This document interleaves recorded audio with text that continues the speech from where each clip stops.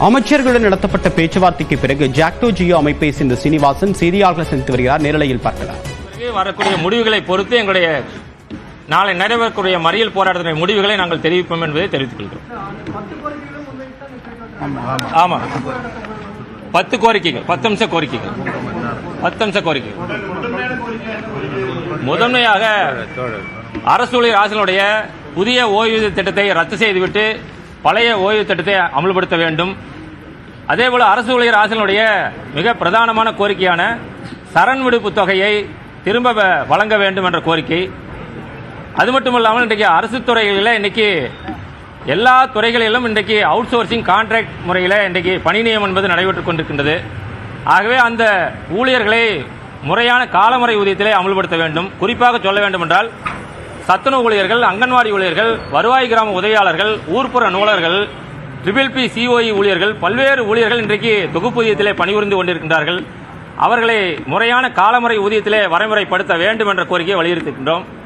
அது மட்டுமல்லாமல் இன்றைக்கு இடைநிலை ஆசிரியர்களுக்கான அந்த ஊதிய முரண்பாடுகள், பதவி உயர்வில் ஏற்பட்டிருக்கிற முரண்பாடுகள், அது மட்டுமல்லாமல் இன்றைக்கு அரசு துறையில் இன்னைக்கு கிட்டத்தட்ட ஒரு 4 லட்சத்துக்கும் மேற்பட்ட காலி பணியாளர்கள் என்பது இன்றைக்கு இருக்கின்றது.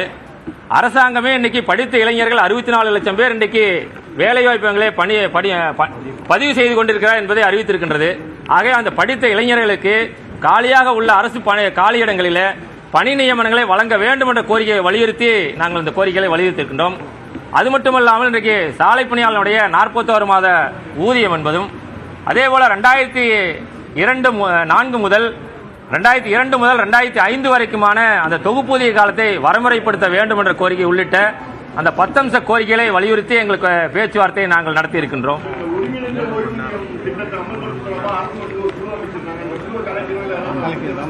ஒருங்கிணைந்த ஓய்வு திட்டத்தில் எங்களுக்கு உடன்பாடு இல்லை.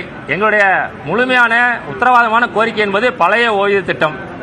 அரசாங்கம் அறிவித்திருக்கக்கூடிய ஒருங்கிணைந்த ஓய்வூதியம், புதிய பென்ஷன் திட்டம், guaranteed pension scheme, assured pension எல்லாமே அரசு ஊழியர் ஆசிரியர்களுக்கு எதிரான குழு என்பதை நாங்கள் உறுதியாக இருக்கின்றோம்.